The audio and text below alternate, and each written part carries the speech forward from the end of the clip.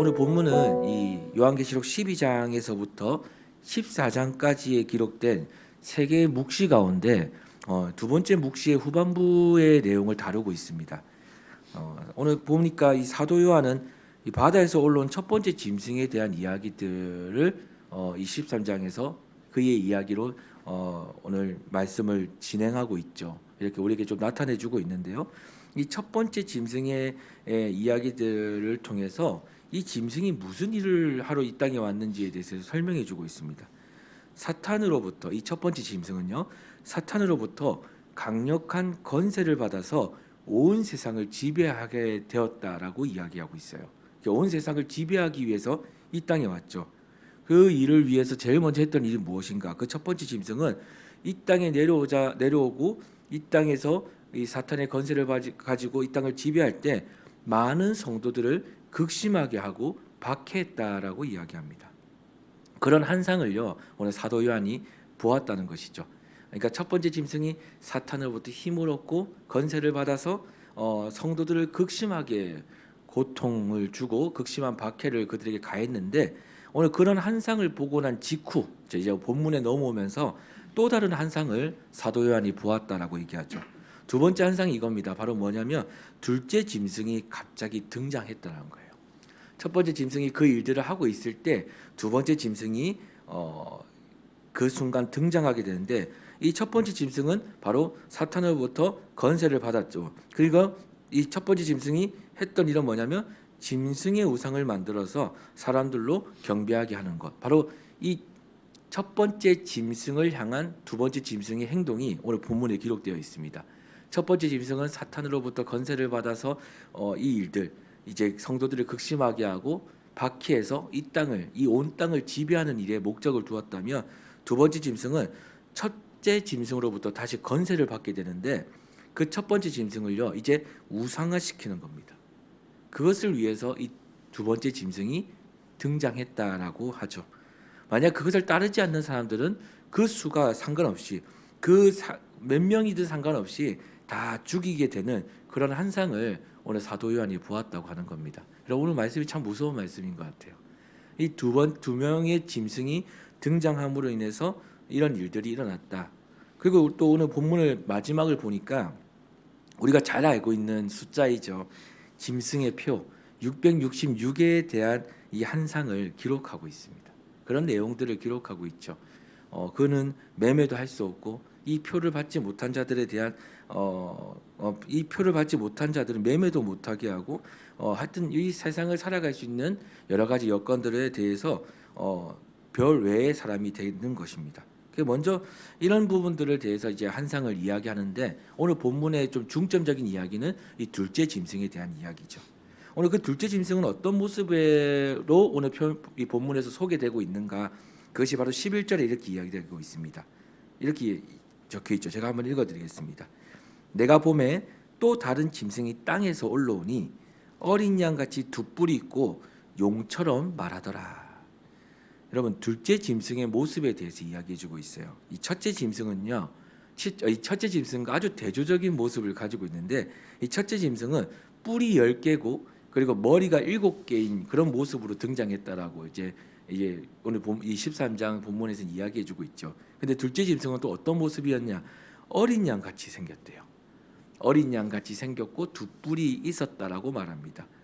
이 둘째 짐승은 첫째 짐승처럼 뭐 강하거나 무서운 이 권력자의 모습으로 나타난 것이 아니죠. 여리고 선한 어린 양의 모습을 하고 등장했다라는 것입니다. 외모는 분명히 어린 양입니다. 그런데 여러분, 이 말씀을 끝을 보면, 이 둘째 짐승을 소개하는 말씀의 끝을 보면 이렇게 이야기하죠. 그 짐승은 용처럼 말하더라. 여러분, 우리가 이 성경에서 용에 대한 이야기들이 가끔 이 요한계시록에서 자주 좀 등장하는데, 용은 누구를 상징하냐면 바로 사탄을 상징합니다. 이 용은 뭐 다른 어떤 여러 가지 우리가 또 이 매체를 통해서도 많이 접하게 되지만, 사실상 용은 누구를 상징하냐? 이 사탄을 상징하죠.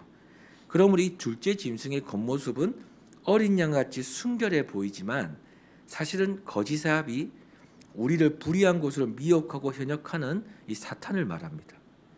어린 양처럼 생겼지만 실제는 거짓말을 일삼고 날카로운 이빨과 발톱을 숨기고 있는 그런 용이라는 것이죠.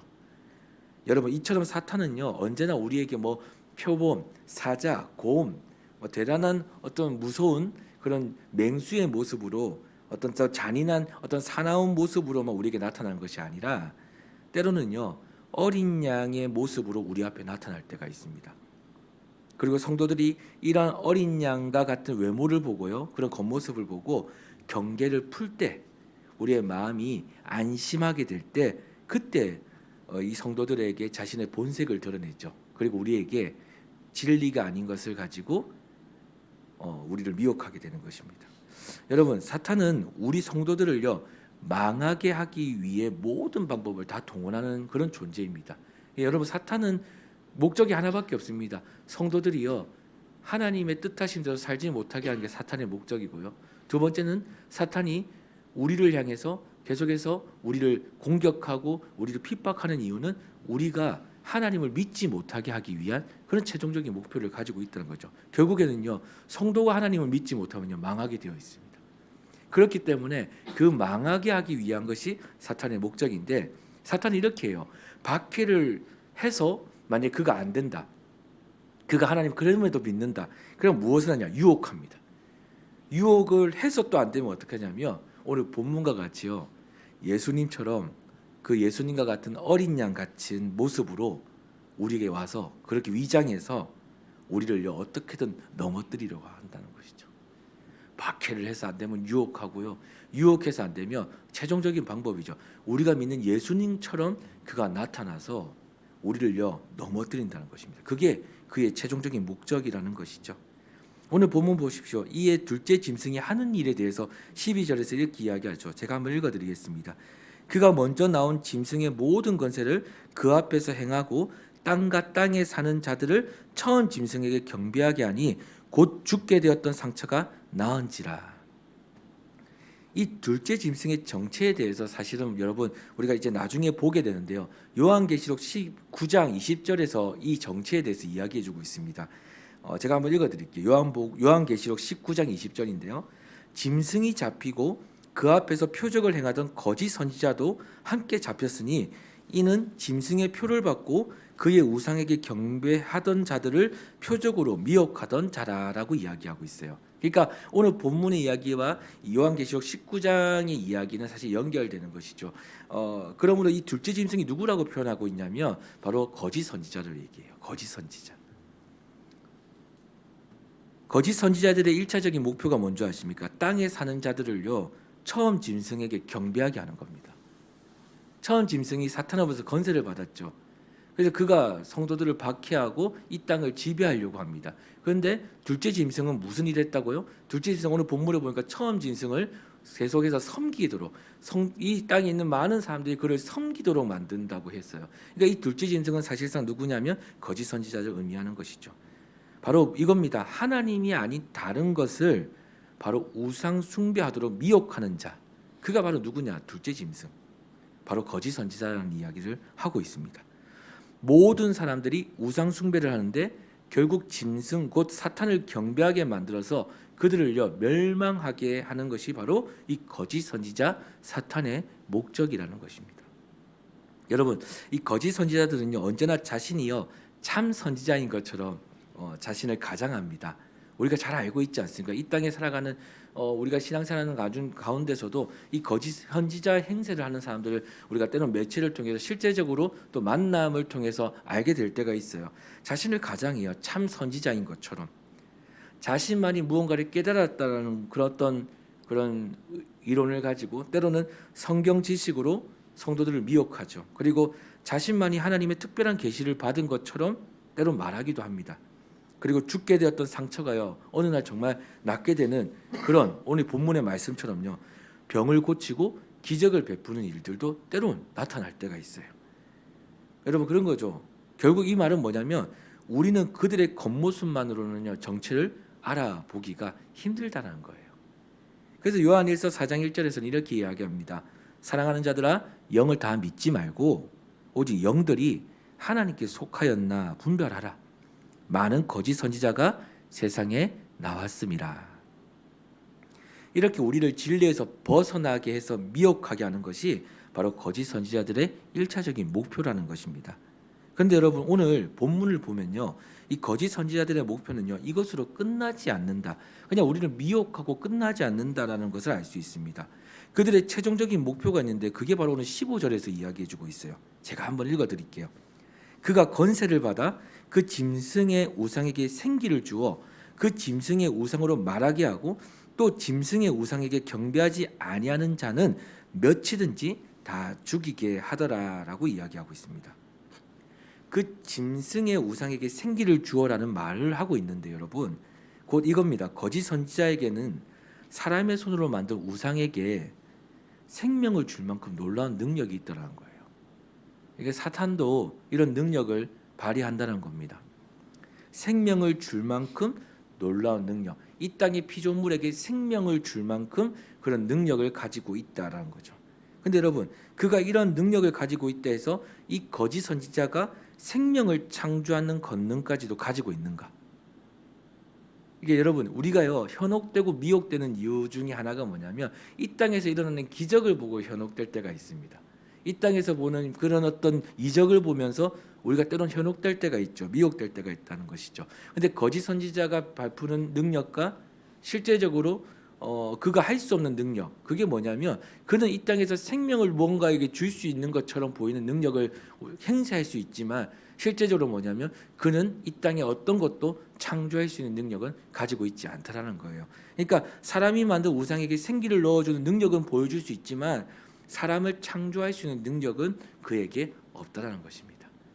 왜냐하면 이런 권능은 누가 가지고 있는 것인가? 여러분, 바로 우리가 믿는 정말 전능하신 하나님만이 가지고 있는 거죠. 사람을 창조할 수 있는 능력은요, 하나님만이 가지고 있습니다. 사탄조차도요 가질 수 없는 능력이죠. 오직 이 능력은 하나님, 우리를 창조하신 하나님만이 이 능력을 가지고 있고 이 권능을 가지고 있다는 것이죠. 그러므로 여러분, 거짓 선지자의 최종 목표는 이겁니다. 뭐냐면 많은 사람들로 자신을 하나님으로 보게 하는 것입니다. 많은 사람들로 하여금 자신을요 하나님으로 보게 하는 것이죠. 자신이 하나님이 아닌데 사람들이 하나님처럼 자신을 믿고 따르는 것입니다. 이것이 거짓 선지자들이 우리를 미혹하고 우리를 현혹하는 최종적인 이유가 된다는 거예요. 마치 마술사들이요 우리의 눈을, 우리의 이목을 분산시켜서 자신의 어떤 그 마술을 펼치는 것처럼 우리를 속이어서 자신의 그 원하는 것들을 이루는 것처럼 우리의 영적 분별력을요 세상의 것을 하나님처럼 보이게 해서 우리의 영적인 눈을요 미혹해서 세상의 것을 하나님처럼 보이게 해서 완전히 우리의 영적인 것을 마비시켜서 결국에는 우리가 그에게 속아 우상 숭배하게 만드는 것입니다. 이 땅에 우리가 그렇게 속아 넘어가는 게 참 많지 않습니까? 때로는 이 땅의 물질, 때로는 이 땅의 어떤 여러 가지 우리의 살아가는 많은 우리를 염려하게 만드는 것들, 우리를 걱정하게 만드는 것들, 그만한 힘을 가지고 있는 것들이 사실상 우리를 미혹하게 하는 것들이 참 많지 않습니까? 하나님이 아닌 것, 근데 하나님처럼 느껴지는 것, 하나님처럼 이 땅에 있는 모든 그 피조물이 우리의 인생을 결정하는 것처럼 느껴지게 하는 것, 사실상 여러분 그것을 하는 일, 그렇게 우리가 걱정하게 만들고 그렇게 그것을 하나님처럼 말은 하지 않지만 마음으로는 그만한 능력이 그에게 있다는 것처럼 느껴지게 만드는 그것, 그렇게 미혹시키는 것이 바로 누가 원하는 것이냐면 사탄이 우리의 삶에서 그런 일들이 일어나기를 원한다는 거예요. 거짓 선지자들은 이것을 이야기하는 것이죠. 여러분, 실제로 우리가 살아가는 인생 보십시오. 세상을 보면 인터넷 게임, 미디어, 뭐 여러 가지 이런 것들이 사실 많이 노출되면서 우리는 사실 신앙을 다 가지고 하나님을 믿지만 이 말씀을 믿고 나아가지만은 또 이면적인 다른 면에서는 이런 세상의 것들을 때로는 믿고 살아갈 때가 많죠. 이것도 믿어요. 저것도 믿을 때가 많습니다. 근데 그 정도의 차이가 좀 있을 뿐이죠. 이것만 믿고 가는 이가 그렇게 많은 세상을 사는 시대는 참 그렇게 사는 시대는 그렇게 아니라는 것을 우리가 가끔 느낄 때가 있습니다.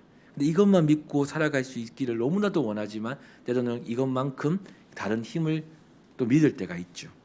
그래서 거짓 선지자들은 우리를 이렇게 유혹하고 미혹합니다. 그렇게 살아가기를 원하는 것이죠. 우리의 안에 있는 하나님의 자리에 이런 다른 것들이 세워지기를 다른 것들을 세워두도록 그렇게 미혹하는 것이 바로 거짓 선지자들의 목표입니다.